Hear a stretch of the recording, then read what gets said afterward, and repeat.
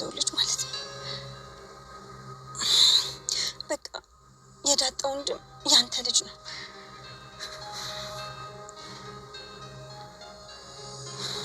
እሺ ይቅርታ። ይሄም ልጅ ያንተ ነው። ካንተ እኮ ነው ያረገዝኩት።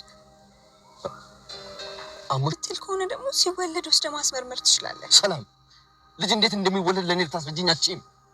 ወይም ደግሞ ሰውየው እምቢ ብሎሽ ከሆነ አላቅሽም ብሎሽ ከሆነ ንገርኝና እኔ ልጄ ላናግረው። ጋሼ ማነኝ ዳጣ ትሙት ልጁ ያንተ ነው።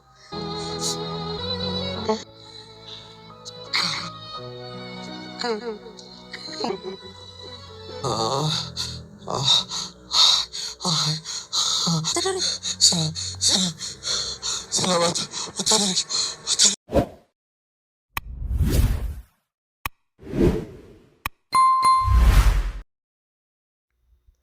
ሰላም ከባዱ ሚስጥር አልናገርም ያለችው ለአቶ ደረጀ ነግረዋለች ማለት ነው። አቶ ደረጀ እንግዲህ ጭንቀት ውስጥ በማልቀስ ይገኛል ማለት ነው። በጣም ነው ያለቀሰው። ወንድ ልጅ እንደዚህ ሲያለቅስ ነው አይቻል አቅምና በጣም ነው ያለቀሰው። በጣም ነው ያዘነው። ሰላም እንዴት እንደዚህ ታደርጊያለሽ? እንዴት እኔን ተይኝና እንደው ማርታ እንኳን አታሳዝንሽም? እንደዚህ እየተንከባከበችሽ እንደ ልጇ እያየችሽ እንደ ጓደኛዋ እያየችሽ እንዴት እኔን ለመበቀል ታስቢያለሽ? ይህን ነገር ያደረሽው እኔን ለመበቀል ነው እያለቀሰ ይገኛል ማለት ነው። እሷም እንግዲህ ያረገዘችው ከሱ እንደሆነ እንደዚሁም ይሄ ልጁ ደግሞ የዳጣ ወንድም የተረገዘው የዳጣ ወንድም ያንተ ልጅ ነው ብላ ነግረዋለች ማለት ነው። አቶ ደረጀ ግን ይሄንን ነገር በፍጹም ማመን አልቻለም ማለት ነው። እንዴት ሊሆን ቻለ? ተረግዞ እኮ እንዴት እንደሚወለድ እኮ እኔ ጠንቅቄ የማቅ ሰው ነኝ። እንዴት ነው ካንተን ያረገዝኩ ልትይው? ይሄ ነገር በቅዠትሽ ውስጥ ይሆናል ወይም ደግሞ የሆርሞን መለዋወጥ ሊሆን ይችላል።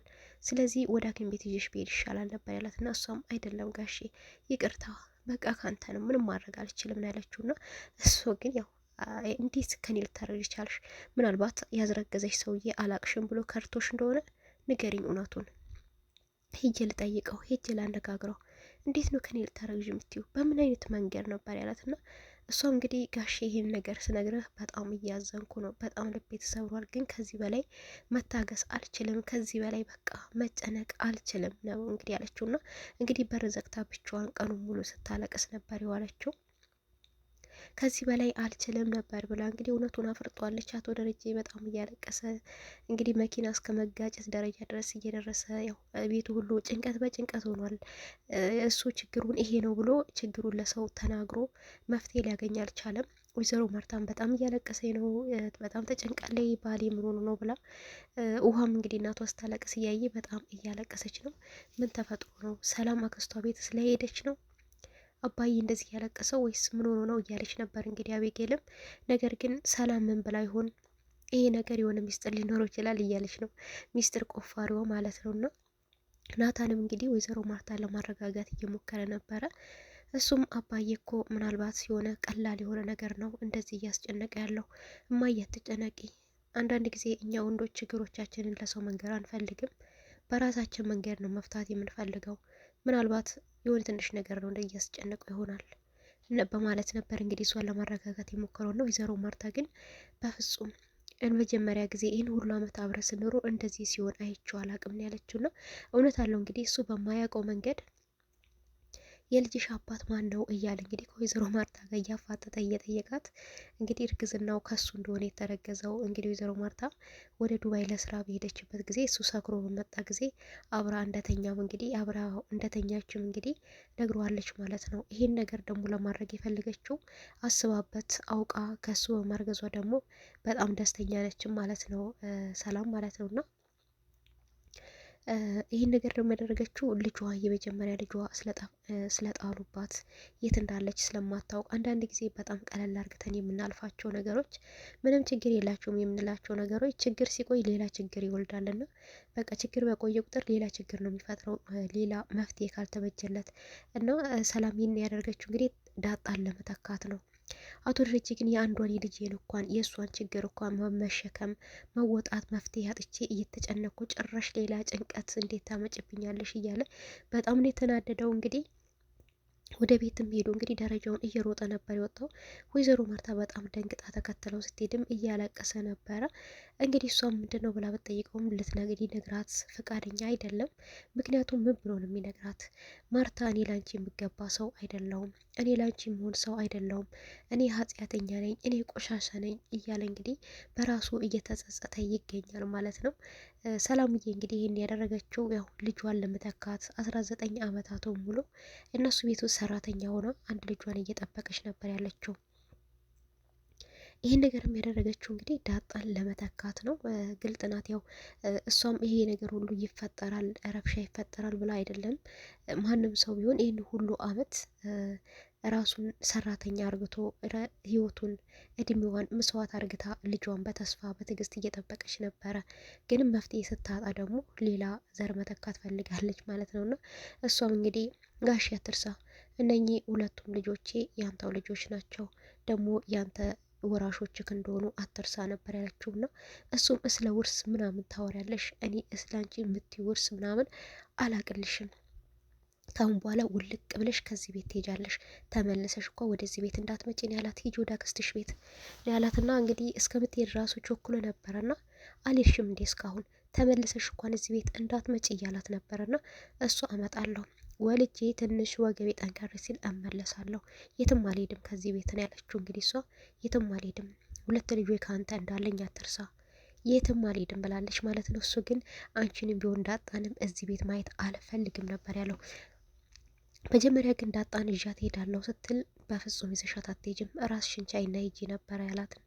እሷ ግን በፍጹም ልጄን ትቼማ አልሄድም ብትልም እየመጣን እናይሻለን እዛው ያለሽበት ቦታ፣ ግን እሷን ይዘሻት አትሄጂም ቢልም እንግዲህ እሷ አጠገቤ እንድትሆንልኝ ፈልጋለሁ ነበር ያለችው። እሱም ግን በፍጹም ይዘሻት አትሄጂም፣ እንግዲህ በመናደድም ይዘሻት ሂጂ፣ ሁለተኛ ሁለታችሁንም አይናችሁ እንዳላያችሁ ነበር ያለውና ቢሆንም ግን መጨረሻ ላይ ዳጣን ማስቀረት ችሏል ማለት ነው። ተናዶ ነው እንግዲህ ሁለታችሁንም አይናችሁ ማየት አልፈልግም፣ ጥርግ በሉና ጥፉ ከዚህ ከቤት ተመልሳችሁም እንዳትመጡ ያለው ማለት ነው። እሷም እንግዲህ ልጇ አጠገቧ እንድትሆን ነው የምትፈልገው። ችግሩ ግን ልጇ እሷ እናቷ እንደሆነች አታውቅም ማለት ነው። እንግዲህ ሰላም ሄዳለች አክስቷ ቤት። ያው ወልዳ ከተነሳች በኋላ ነው ከሰላም የምንገናኘው። የአቶ ደረጀ ጭንቀት እንግዲህ አሁን እንደቀጠለ ነው። ቤቱ ሁሉ ተረብሿል። ምን ሆነ የሚለው ነገር አልታወቀም። እና ዳጣም እንግዲህ አባዬ ተጨንቃል ዛሬ እኮ ምን ሆነ ነው ብላ ነበር እንግዲህ ልታረጋገው እየሞከረች ነበረ። እሷም ሴት ልጅ እኮ ነኝ እንደዚህ ስታለቅስ ስትጨነቅ እንዴት ዝም ብዬ ያለው እንዴ ንገረኝ እንጂ በጣም እኮ ከባድ ነገር የሚመስሉ ነገሮች ቀላል ሊሆኑ ይችላሉ። አለቀ አከተመ አበቃለት የሚባል ነገር የለም። እኔ ስንት ጊዜ ራሴን ለማጥፋት ሞክሬያለሁ መሰለ። የ10 ዓመት ልጅ ሆኜ አይሱዚው መኪና ውስጥ ገብቼ ነበረ ለመሞት ፈልጌ። ነገር ግን አይሱዚው መኪና በላይ ላይ ነው ተራምዶ ሄደው ራሴን ያገኘሁት እዛው አስፋልት መሃል ላይ ተኝቼ ነው። አልሞትኩም፣ ምንም አላደረገኝም። እና ያም ነገር አለ አያልፍም የሚባል ነገር ሁሉ ያልፋል እንዴ ንገረኛ አባዬ እያለችው ነበረ። እሱ ግን የማይናገር ነገር ሆኖበት ተቸግሯል። እንደው ለሰው የማይነገር ነገር ችግር አይፍጠራችሁ። ለሰው የሚነገር ነገር ከሰው ጋር ተነጋግራችሁ ትፈቱታላችሁ። ለሰው የማይናገር ነገር ግን ለራሳችሁ በሽታ መፍትሄ የሌለው ነው የሚሆንባችሁና አቶ ደረጀ ግን ይህን ነገር ለማንም መናገር አይችልም። ነገሩም የሚነገርም አይደለም። በጣም ከባድ ነው የሆነበትና ለሰው የማይናገር ችግር አይግጠማችሁ ነው የሚባለው። እንግዲህ በእንቅልፍ ልቡም ያው ሰላም አታደርጊውም፣ ሰላም አታደርጊውም፣ አታደርጊውም በፍጹም ሰላም እያለ ነበረ። ወይዘሮ ማርታ ግን ቀና ብላ እያየች እንዴ ይሄ ነገር ምንድን ነው? ሰላም ምን አርግታው ነው? ምን ተፈጥሮ ነው? እያለች እንግዲህ በውስጧ ጥርጣሬ አድሮባታል ማለት ነው። አቤጌልም እንግዲህ እማዬ አንቺ ሰው የሚልሽን አትሰሚም፣ አባዬ ከሰላም ጋር የሆነ ግንኙነት አለው፣ ልጁን ያረገዘችው ከሷ ነው ብዬሽ ነበር መጀመሪያ፣ ታይኛለሽ፣ የናታን ብዬሽ ነበር፣ የናታን ልጅ አይደለም፣ ደግሞ የሆነ ሚስጥር አላት፣ ዳጣ ራሱ የእሷ ልጅ ሳትሆን አቀርም፣ ደብዳቤ ጥፋ ለናታን ሰጥተዋለች ስልሽ እያለቻት እንግዲህ እናቷን ለማሳመን እየሞከረች ነው። ጥፋ የሰጠችው ደብዳቤ የሆነ ሚስጥር አለው፣ ስለዚህ ያረገዘችው ከአባዬ ነው ብዬሻለሁ እያለች ነበረና ወይዘሮ ማርታ ግን አይሆንም ደሬማ በሰላም እንደዚህ ያልሆነም ሲሆንም አይቼው አላቅም፣ እንደው ውሸት የሆነው ይሄ ያልሹ ነገር እውነት እንዳይሆን ደሬ ከሱ ከደሬ ታረግዛለች ሰላም ደሬ እንደዚህ ያደርጋል? በፍጹም የኔ ባልማ እንደዚህ ያደርግም እያለች ነው። ግን እውነቱን ስትሰማ ሰላም ከሱ እንዳረገዘ እንደዚህ የምትተማመንበትን ባሏን ደሬ እንደዚህ ያደርግም የምትለው የምትተማመንበትን ባሏ ከሌላ ሴት 2 ልጅ እንዳለው ስትሰማ እንግዲህ ልቧን ክትክት ስብርብር ነው የሚለው ማለት ነው ወይዘሮ ማርታና። ግን አሁን ጥርጣሬ በውስጧ እያደረ ነው። አታደርጊም ሰላም ያለው ምንድን ነው? ደሬ በእኔ ላይ ሌላ ሴት ከሄዱ ነው? በሰፈር የምታማው ሀሜታ እውነት ነው እያለች ከራሷ ጋር እየተከራከረች ነው። ለሰውም ለማማከር ተቸግራ ራሷን ማመን አቅቷት የምታየው ነገር ሁሉ ህልም ቅዠት ሆኖባታል ወይዘሮ ማርታ ማለት ነው። አቶ ደረጀም በጣም ተጨንቋል። ማርቲ መቼም ይቅርታ አታደርግልኝም፣ እንደዚህ እየታመነችኝ እየወደደችኝ እያከበረችኝ እኔ በፍጹም ለሷ የምገባ ሰው አይደለም እያለ እየተጸጸተ ነው የሚገኘው። እንግዲህ ሰላም አታደርጊውም፣ ሰላም አይሆንም ሲል በእንቅልፍ ልቡም ሰምተዋለች ማለት ነው። እንግዲህ ከእንቅልፎ ሲነቃ ምን ይፈጠር ይሆን? ወይዘሮ ማርታ እውነቱን ተናገር ብላ ታፋጠጠ ይሆን? ባልሰማ ላሽትላ ይሆን? በጣም ከባድ ነው። ዞሮ ዞሮ ይሄንን ነገር ወይዘሮ ማርታ ማወቅ አለባት፣ ማወቋም አይቀርም። ቀጣይ ቪዲዮ ምን ይሆናል የሚለውን ይዤላችሁ እመጣለሁ። እስከዛው ድረስ ቸር ሰንብቱልኝ።